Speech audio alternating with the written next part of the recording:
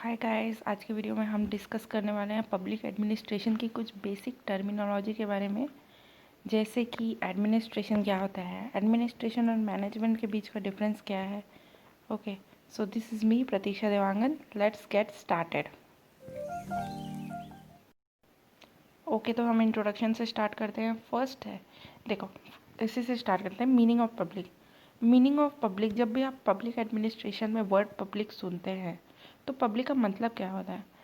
तो public includes both public and government. अब आपको ये तो समझ में आ गया होगा कि पब्लिक क्यों, पब्लिक मीन्स पब्लिक क्यों होता है। वो तो होगा मोस्ट ऑब्वियस, जो लोग हैं, जो पीपल है, वो तो होंगे ही, है ना। तो public means public and government. Why government? Okay, तो गवर्नमेंट क्यों होता है? Because India follows the representative democracy.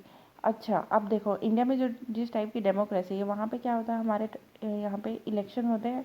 18+ के लोग, आप लोग भी कोई वोट देते होंगे, है ना। तो जब आप वोट देते हैं और जब आप किसी गवर्नमेंट को चूज़ करके लाते हैं, गवर्नमेंट जो है यहाँ पे चुन के आती है ना। तो वो किसको रिप्रेजेंट करती है? पब्लिक को रिप्रेजेंट करती है ना। इसलिए पब्लिक, जब भी वर्ड पब्लिक एडमिनिस्ट्रेशन में हम लोग वर्ड पब्लिक की बात करेंगे, that includes both public and government. Okay, अब नेक्स्ट चलते हैं मीनिंग ऑफ एडमिनिस्ट्रेशन पे। अच्छा, पब्लिक तो हमने डिस्कस कर लिया। अब एडमिनिस्ट्रेशन क्या होता है? Tool of effective implementation. ठीक है, तो it derive from the Latin word administer. Okay, तो जब एडमिनिस्ट्रेशन की बात करेंगे, ये एक ऐसा टूल है जिसे हम अच्छी तरीके से कुछ चीज़ों को इम्प्लीमेंट कर सकते हैं। ठीक है, अब इसके फंक्शंस क्या होता है? बेसिक फंक्शंस है ये, ऊपर ऊपर से देख लो इसे। ठीक है, क्या क्या फंक्शंस होते हैं इसके? To serve, to direct, to control, to manage and to execute. Serve किसको करना है? बेनिफिशियरीज को। ठीक है, तो जब आप डिस्ट्रिक्ट कलेक्टर बन जाएंगे, यूपीएससी ये वाला ऑप्शनल अगर लेके पढ़ रहे हैं आप, है ना, तो जब आप यूपीएससी की परीक्षा निकाल लेंगे, डिस्ट्रिक्ट कलेक्टर बन जाएंगे, तो आपका सबसे पहला फंक्शन रहेगा टू सर्व। किसे सर्व करेंगे? पीपल को, बेनिफिशियरीज को। ठीक है, टू डायरेक्ट, अच्छा मैंने ये सेम लिख दिया ना। तो टू डायरेक्ट, किसे डायरेक्ट करेंगे? आप जो अपने से अपने स्टाफ हैं या अपने अपने साथ जो काम कर रहे हैं उसे डायरेक्ट करेंगे, उसे कंट्रोल करेंगे, है ना। कंट्रोल करेंगे, उसे अकाउंटेबल रखेंगे, तो वो क्या होता है? To direct. To control, what is to control? Restrict deviation. Control means क्या होता है? रेस्ट्रिक्ट करना डेविएशंस को, कि कोई आप काम कराना चाह रहे हैं, है ना। तो जो आप अगर किसी लोगों को कंट्रोल करते हैं, इन लोगों को आपने कंट्रोल करा है, तो ये इन लोग का जो फोकस रहे वो सिर्फ इस काम पे ही रहे। तो इस restrict, to control is to restrict deviation. And fourth point है टू मैनेज। किस चीज़ को मैनेज करना?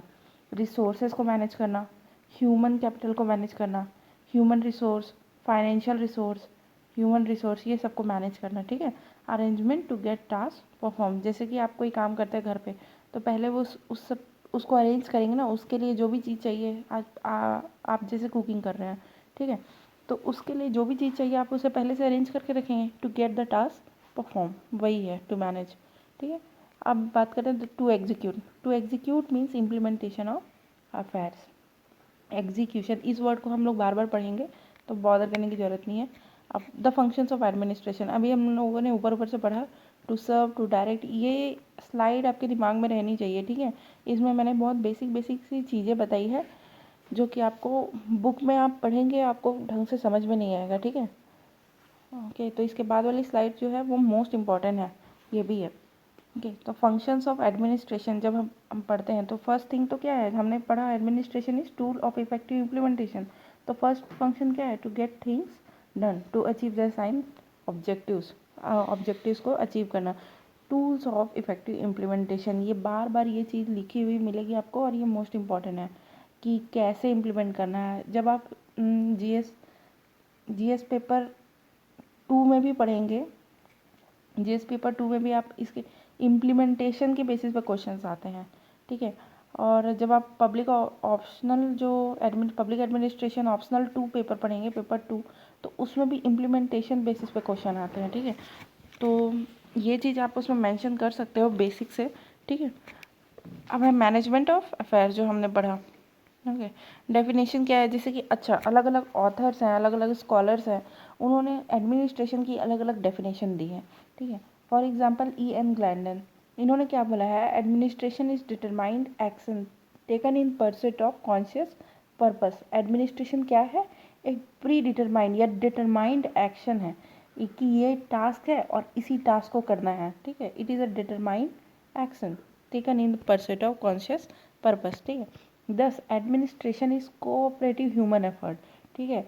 अगर 4 लोग हैं तो उन लोग आपस में कोऑपरेट करेंगे तो it is a cooperative human effort, सबको साथ मिलकर काम करना है, ठीक है, to achieve some common goal. ये मोस्ट इंपॉर्टेंट है, ठीक है। What is administration? Administration is cooperative human effort to achieve a common goal. Thus it is goal oriented. अब ये चीज़ आप बाद वाले चैप्टर्स में भी पढ़ोगे कि administration is goal oriented, purposive, cooperative joint activity taken by the group. ये इयन ग्लैंडन की मोस्ट इंपॉर्टेंट डेफिनेशन है, ठीक है। जॉर्ज ई बर्कलैंड, इन्होंने बोला है administration as people, action and their interaction. For example ये पीपल है, ये एक्शन है और ये इंटरेक्शन है। इन्होंने बोला है जॉर्ज ई बर्कलैंड ने कि एडमिनिस्ट्रेशन में पीपल होने मोस्ट इंपॉर्टेंट है। कुछ पीपल होना चाहिए इसके लिए और वो लोग कुछ एक्शन कर रहे होने चाहिए, सब कोई मिलके, ठीक है। तो वो लोग कुछ एक्शन कर रहे हैं, हमने पढ़ा ना यहाँ पे कोऑपरेटिव जॉइंट एक्टिविटी, है ना। तो वो लोग आपस में मिलके कुछ एक्शन कर रहे हैं और पीपल और एक्शन का आपस में क्या हो रहा है? इंटरेक्शन हो रहा है। तो ये जॉर्ज ई बर्कले ने बहुत अच्छी डेफिनेशन दी है एडमिनिस्ट्रेशन की, ठीक है। नेक्स्ट चलते हैं, ऑर्गेनाइजेशन, एडमिनिस्ट्रेशन एंड मैनेजमेंट। अच्छा, बहुत लोगों को इसमें कन्फ्यूज़न होता है कि ऑर्गेनाइजेशन क्या होता है, मैनेजमेंट क्या होता है। तो पिछले वाली वीडियो में मैंने ऊपर से बताया था कि एडमिनिस्ट्रेशन जो है वो पब्लिक के टर्म्स में यूज़ किया जाता है और मैनेजमेंट जो है वो प्राइवेट के टर्म्स में यूज़ किया जाता है, ठीक है। अभी अच्छे से देख लेते हैं कि इन लोग के बीच में आपस में डिफरेंस है क्या। तो व्हाट इज़ एडमिनिस्ट्रेशन? एडमिनिस्ट्रेशन क्या होता है? यहाँ पे एरो आएगा, ठीक है, ये शायद कहीं मिस हो गया है। एडमिनिस्ट्रेशन क्या होता है? एडमिनिस्ट्रेशन देखो टारगेट डिसाइड करता है और ये बहुत बड़ा है, वास्ट स्कोप है। आप ऐसे देखोगे ना, हर चीज़ में एडमिनिस्ट्रेट करने की ज़रूरत पड़ती है ना। तो इसका स्कोप ज़्यादा बड़ा है as compare to management and organization से, ठीक है। और फिर क्या है? ये ensure effective guidelines, direct, lead and control activities. अब ऑर्गेनाइजेशन क्या होता है? Organization is a combination of necessary human being, tools, equipment and working space work together in a systematic and effective co-relationship to accomplish some desired objective।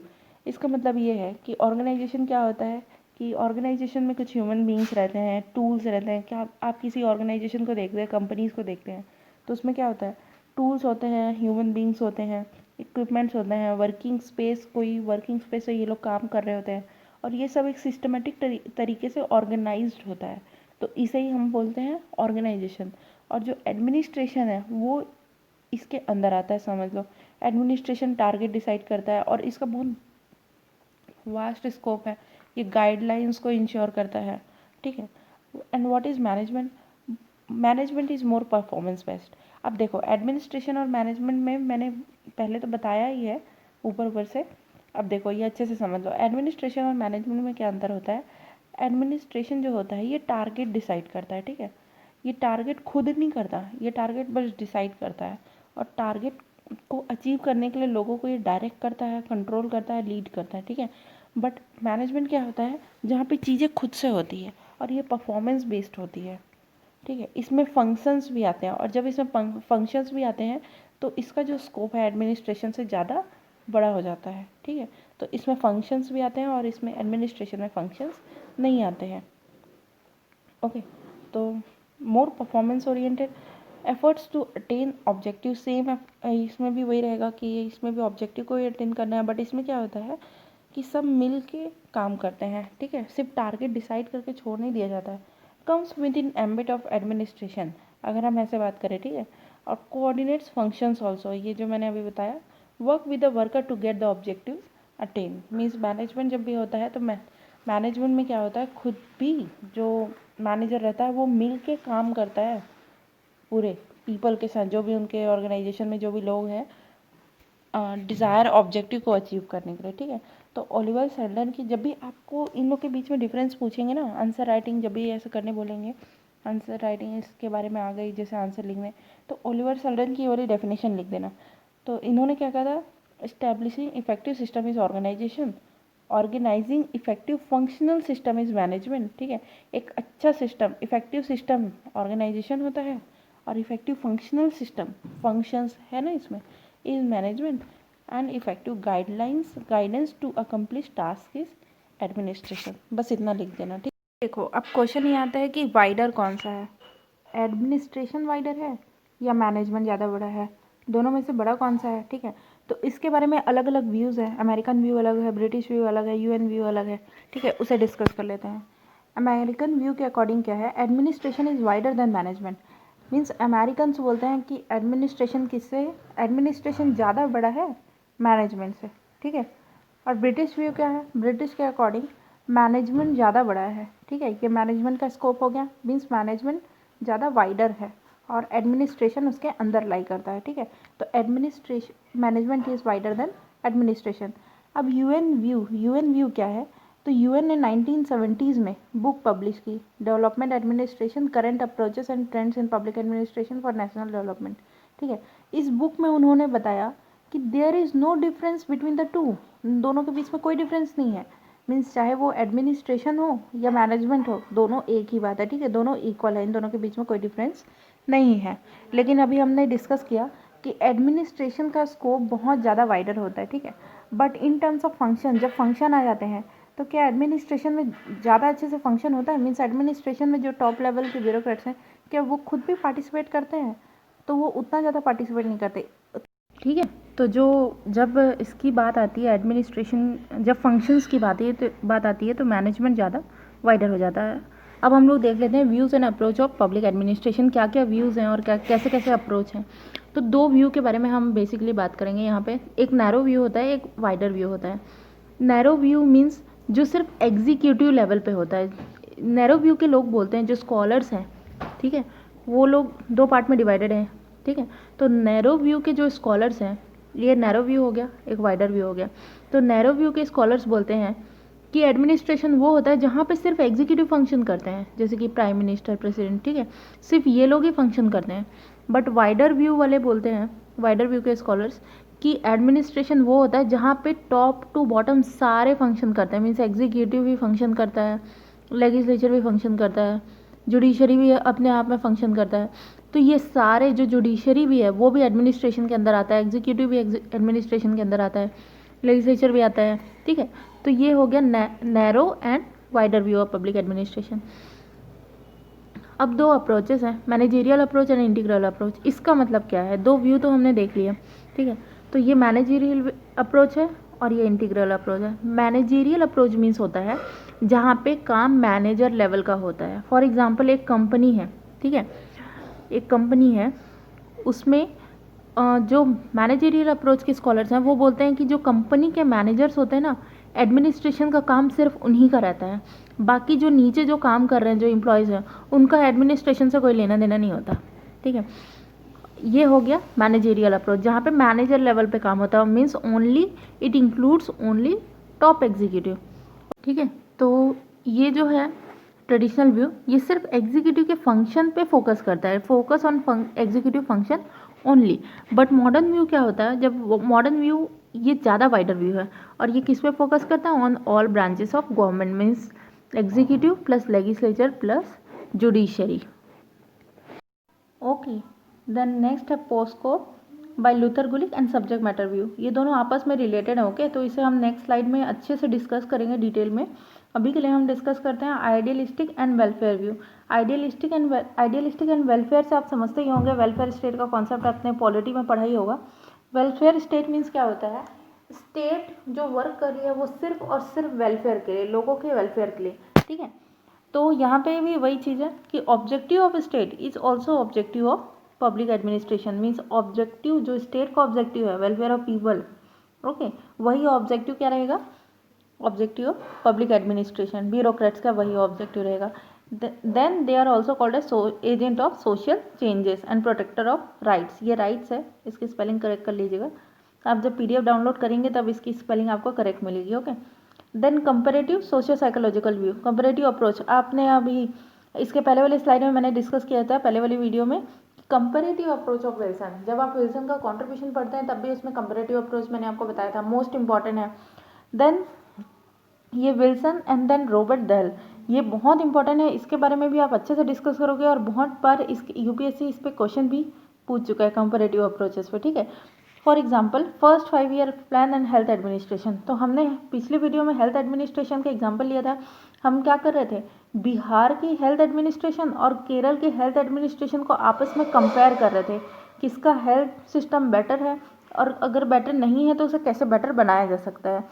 तो आपस में हम इसे क्या कर रहे हैं, कंपेयर कर रहे हैं। मीन्स यहाँ पे कौन सा अप्रोच का यूज़ कर रहे हैं, कंपेरेटिव अप्रोच का यूज़ कर रहे हैं। Okay, then first 5 year plan कैसे हो गया, हम जब फर्स्ट 5 ईयर प्लान लेकर आए थे, जब गवर्नमेंट फर्स्ट 5 ईयर प्लान लेकर आई थी, तो वो कहाँ से लेकर आई थी, वो किससे, रशिया से हमने लिया था। रशिया की सोशलिस्ट आइडियोलॉजी पे बेस्ड था। तो फर्स्ट 5 ईयर प्लान में भी हमने कंपेरेटिव अप्रोच का यूज़ किया था। ऐसे बहुत सारे हैं। फॉर एग्जांपल आप मुझे एग्जांपल कमेंट करके बताइएगा। वैसे तो बहुत सारे एग्जांपल हैं, हर चीज़ यहाँ पे डिस्कस अभी तो मैं नहीं कर सकती, बट आप मुझे कमेंट करके बताइएगा कि कंपेरेटिव अप्रोच में और कौन कौन से हमारे पास जो स्कीम्स हैं, जैसे हेल्थ स्कीम एंड जो पीएम किसान योजना है, हमने उसे भी कहीं से उसके आइडियाज़ को बोरो किया है, ठीक है। तो वो सब किस पे बेस्ड है, कंपेरेटिव सोशियो साइकोलॉजिकल व्यू पे बेस्ड है। ओके, तो रॉबर्ट दहल जो कि बहुत फेमस है, उन्होंने ये बोला, ये बहुत इंपॉर्टेंट स्टेटमेंट है, the claim to make public administration a science will sound to be hollow if the study of public administration is not comparative. तो उन्होंने कंपेरेटिव अप्रोच पे बहुत ज़्यादा फोकस दिया और उन्होंने बोला कि अगर हम कंपेयर नहीं करेंगे, कंपेरेटिव अप्रोच अगर लेकर नहीं चलेंगे, तो जो आइडिया है, जो बेसिक जिस पे बेस्ड है public administration, that would sound to be hollow. Okay, अब नेक्स्ट डिस्कस करते हैं पोस्को। मैंने ये बोला था कि पोस्को और सब्जेक्ट मैटर व्यू जो है ये दोनों आपस में रिलेटेड है। तो लूथर गुलिक जो कि मोस्ट इंपॉर्टेंट पर्सनालिटी है और इन्होंने बहुत सारे अजीबोगरीब कॉन्सेप्ट भी दिए हैं, वो आप आगे चलकर पढ़ेंगे, ठीक है। तो उनका बहुत ज़्यादा जो फेमस है वो है ये पोस्को। ये क्या होता है, पी, ये देखो लूथर गुलिक ने एक आर्टिकल पब्लिश किया था, साइंस ऑफ पब्लिक एडमिनिस्ट्रेशन। तो जब स्टार्टिंग में public administration as a subject जब बताया गया विल्सन के थ्रू, जिन्हें फादर ऑफ पब्लिक एडमिनिस्ट्रेशन भी बोला जाता है, तो उन्होंने, तो ये सब क्लासिकल अप्रोच के माने जाते हैं। क्लासिकल अप्रोच में जो स्टार्टिंग में जो पब्लिक एडमिनिस्ट्रेशन को एडवोकेट कर रहे थे कि हाँ इसे एक सेपरेट डिसिप्लिन बना देना चाहिए, एक सेपरेट सब्जेक्ट बना देना चाहिए, इसके बारे में अलग से स्टडी होनी चाहिए, ठीक है। तो इन्होंने, जो इनकी आर्टिकल थी ना जब ये पब्लिश हुई, साइंस ऑफ पब्लिक एडमिनिस्ट्रेशन, तो इस आर्टिकल ने पुश किया क्लासिकल अप्रोच एट जेनिथ। मतलब इस आर्टिकल को जब लोगों ने पढ़ा तो हाँ बोलने लगे सब कि हाँ भाई इसने कुछ लिखा है कि सच में पब्लिक एडमिनिस्ट्रेशन को एक सेपरेट सब्जेक्ट बना देना चाहिए। तो पोस्को होता क्या है, P for planning, O for organization, S for staffing, D for directing, co for coordinating, ठीक है, R for reporting and B for budgeting. तो प्लानिंग में क्या होता है, प्लानिंग किसे बोलते हैं, असेसमेंट ऑफ नीड्स, ये ऑफ है, OF ऑफ है। ओके, असेसमेंट ऑफ नीड्स, जहाँ पे हम अपनी नीड्स को देखते हैं कि क्या नीड्स है और उसके अकॉर्डिंग हम प्लान करते हैं, ठीक है। जैसे आपको एक जगह से दूसरी जगह जाना है, ठीक है, तो आप पैदल भी जा सकते हैं, रिक्शा में भी जा सकते हैं, है ना, ट्रेन से भी जा सकते हैं, बट वो आपके पास कितने पैसे हैं आप उस हिसाब से चूज़ करोगे कि आपको कौन सा पाथ लेना है, किस में जाना है, किस में ट्रैवल करना है, ठीक है। तो प्लानिंग उसे ही बोलते हैं कि आपके पास जो रिसोर्सेज अवेलेबल हैं उसके हिसाब से आपने क्या किया, अपने नीड्स को असेस किया और रिसोर्सेज को, ठीक है। O फॉर ऑर्गेनाइजिंग किसके लिए, प्रॉपर फंक्शनिंग के लिए। स्टाफिंग मीन्स जो स्टाफ रहती है क्या है वो, हेल्पिंग हैंड्स। डायरेक्टिंग किसके थ्रू, कम्युनिकेशन के through, proper directing, coordinating and control करना, अकाउंटेबिलिटी एंड कंट्रोल, है ना, डायरेक्टिंग में आ जाता है। कोऑर्डिनेटिंग किस चीज़ के लिए, मोरल हाई रखने के लिए, जो आपके एम्प्लॉयज़ है, जो आपकी स्टाफ है, उन सबका अगर मोरल आपको हाई रखना है, इनका मोरल अगर हाई रखना है तो कोऑर्डिनेटिंग बहुत ज़्यादा जरूरी है। अब रिपोर्टिंग किसके थ्रू, कम्युनिकेशन के through. Budgeting means budget formulation and budget implementation. तो ये पोस्ट को मोस्ट इंपॉर्टेंट है, इससे रिलेटेड क्वेश्चंस भी आ चुके हैं 2-3। तो आप लूथर गुलिक का ये जो पोस्ट कोड है उसको अच्छे से पढ़िएगा और इसे मार्क कर लीजिए, ठीक है। नेक्स्ट देखते हैं सब्जेक्ट मैटर व्यू। तो लूथर गुलिक ने जो बताया कि ये सब किसी भी एडमिनिस्ट्रेशन के लिए ये बहुत ज़रूरी है।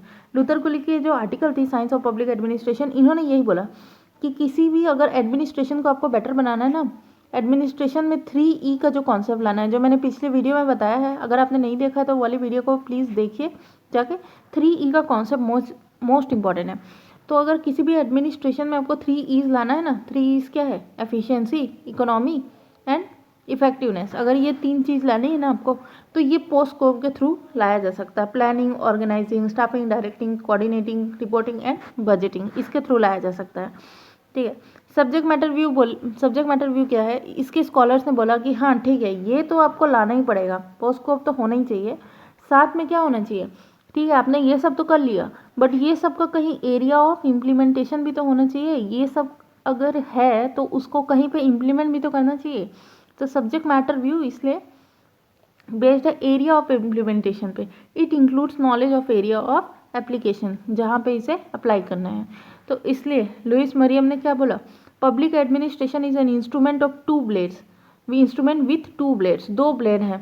ठीक है, ये सीजर मान लो, 2 ब्लेड है, ये सीजर। ठीक है, तो एक जो है एडमिनिस्ट्रेशन एक सीजर के टाइप है, लुइस मरियम ने ये बोला। ठीक है, तो एक जो ब्लेड है सीजर का वो है पोस्टकोप। ठीक है, नॉलेज ऑफ फील्ड जो कि कवर करता है पोस्टकोप, मीन्स फील्ड का नॉलेज। ठीक है, और जो अदर ब्लेड है वो सब्जेक्ट मैटर व्यू है, जिसमें हम क्या डिस्कस करते हैं? टेक्निक अप्लाइड या एरिया ऑफ इम्प्लीमेंटेशन। और both blade must be good to make an effective tool. ये मोस्ट इंपॉर्टेंट है।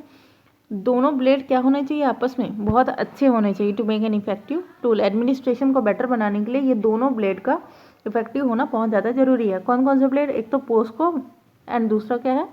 Subject matter view. ठीक है, नेक्स्ट देखते हैं रोल एंड। अच्छा, ये हमारी लास्ट स्लाइड है, इस पर हम डिस्कस कर लेते हैं role and significance of public administration. क्या क्या रोल है अभी तक जो हमने पढ़ा, उसी के बेसिस पे ये रोल है। क्या क्या रोल होते हैं? बेसिस ऑफ गवर्नमेंट, ये गवर्नमेंट का बेसिस है। ठीक है, कभी कभी तो इन्हें सिनोनिम भी माना जाता है कि अगर हम गवर्नमेंट की बात कर रहे हैं या पब्लिक एडमिनिस्ट्रेशन, जैसे आप बोलते हैं कि अच्छे से ये सरकार ठीक से काम नहीं कर रही है, तो आप मेनली अगर गवर्नमेंट को बोल रहे हैं तो ठीक है, आप वहाँ पे एडमिनिस्ट्रेशन भी आ गया ना, है ना। आप वहाँ के जो लोग हैं उनको भी तो बोल रहे हैं कि ये लोग अच्छे से काम नहीं करते करके, है ना। दूसरा क्या है? Instrument of execution of all policies and program. तो जब डिस्ट्रिक्ट कलेक्टर जब किसी डिस्ट्रिक्ट का होता है तो वो क्या करता है? सारे पॉलिसीज एंड प्रोग्राम को डाउन लेवल पे, एकदम बॉटम लेवल पे क्या करता है? इम्प्लीमेंट करता है एक एक करके। तो it is a instrument of execution.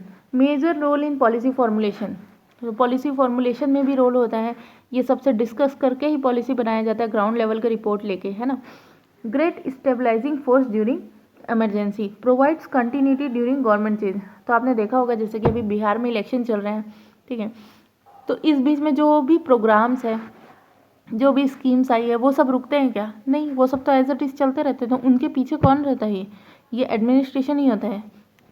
क्या करता है? जो provides continuity during government change. उसके बाद है वेलफेयर सर्विसेज। वेलफेयर सर्विसेज तो अभी हमने पढ़ा, आइडियलिस्टिक और वेलफेयर स्टेट व्यू हुए, इसमें पढ़ा ना हमने डिटेल में। Instrument of social and economic change, ये भी इससे रिलेटेड है। Instrument of social and nation building, nation building से रिलेटेड है। बिकॉज आप जानते हैं कि ऑल इंडिया सर्विसेज एक ही होती है ना। इसे स्टेट उतना ज़्यादा कंट्रोल नहीं कर सकती। स्टेट क्या कर सकती है? ऑल इंडिया सर्विसेज को लोगों को सिर्फ ट्रांसफ़र कर सकती है ना। बट ये होते तो सेंट्रल के हैं, है ना। तो ये क्या करते हैं? नेशन बिल्डिंग का काम करते हैं। Role of big government and disaster management, ठीक है, ये सब क्या है इसके role and significance of public administration. Okay guys, तो ये हमारा लास्ट स्लाइड था और ये हमारे वीडियो का एंड। आप इसकी जो PDF है वो टेलीग्राम चैनल से डाउनलोड कर सकते हैं, मैं वो प्रोवाइड कर दूँगी। ओके, तब तक के लिए bye and take care. Okay, तो इंटीग्रल अप्रोच वाले बोलते हैं कि जो एडमिनिस्ट्रेशन है वो मैनेजर लेवल पे तो वर्क करते ही है, ठीक है, और उसके साथ में जो एम्प्लॉय हैं वो सब भी आपस में एडमिनिस्ट्रेशन का पार्ट होते हैं। मीन्स एडमिनिस्ट्रेशन सिर्फ टॉप लेवल तक लिमिट नहीं होता है, ये सब एम्प्लॉयज़ भी एडमिनिस्ट्रेशन का पार्ट होते हैं। तो ये बहुत अच्छे से याद रखिएगा, ये बहुत ज़्यादा इंपॉर्टेंट है। वैसे तो इस पे बेस्ड डायरेक्ट क्वेश्चंस वैसे आते नहीं हैं, बट अगर आप इसे अपने आंसर्स में लिखेंगे तो आपको डेफिनेटली एक पॉजिटिव मार्क्स मिलेंगे और दूसरों से ज़्यादा मार्क्स मिलेंगे, ठीक है, कंपैरेटिवली। अब हम कंपैरिजन कर लेते हैं। इसमें वही चीज़ है, इस स्लाइड में मैंने कुछ अलग नहीं लिखा है, इसमें बस ये दिखाया गया है कि देखो ये जो नैरो व्यू है, नैरो व्यू में हमने क्या पढ़ा था कि ओनली एग्जीक्यूटिव, और वाइडर व्यू में हमने क्या पढ़ा था? लेजिस्लेचर एग्जीक्यूटिव एंड जुडिशरी, तीनों के बारे में बात करते हैं, ठीक है। तो अब नैरो व्यू को 2 पार्ट में डिवाइड किया है, managerial approach and integral approach. तो managerial approach means only top level of executive, executive तो होंगे लेकिन सिर्फ टॉप लेवल के एग्जीक्यूटिव, और यहाँ पे top and bottom all executive, जैसे कि पॉलिटिकल एग्जीक्यूटिव तो होते ही हैं और साथ में परमानेंट एग्जीक्यूटिव्स भी होते हैं, ठीक है। तो ये हो गया, अच्छा ये मैनेजेरियल था, ये इंटीग्रल था, ठीक है। अब जैसे कि top level of executive means क्या क्या होते हैं, chief minister, prime minister, council of minister, governor, president, ये सब होते हैं, ठीक है। और टॉप टू बॉटम जैसे कि इलेक्टेड मिनिस्टर तो होंगे ही होंगे, उनके साथ में सिविल सर्वेंट्स भी होंगे, ठीक है। तो इन पे फोकस किसने किया है, इन जो ये वाले अप्रोच को मानते हैं वो कौन से स्कॉलर्स है, ये स्कॉलर है मर्शद, इनके साथ में और भी स्कॉलर है, बट आप अभी के लिए सिर्फ एक एक स्कॉलर का ही नाम याद रखिए ताकि आप इसे अपने आंसर राइटिंग में मेंशन कर सकें, ठीक है। अब ये इंटीग्रल अप्रोच के स्कॉलर हैं एल डी वाइट, ये बहुत ज़्यादा फेमस है, एल डी वाइट के बारे में हम आगे भी पढ़ेंगे।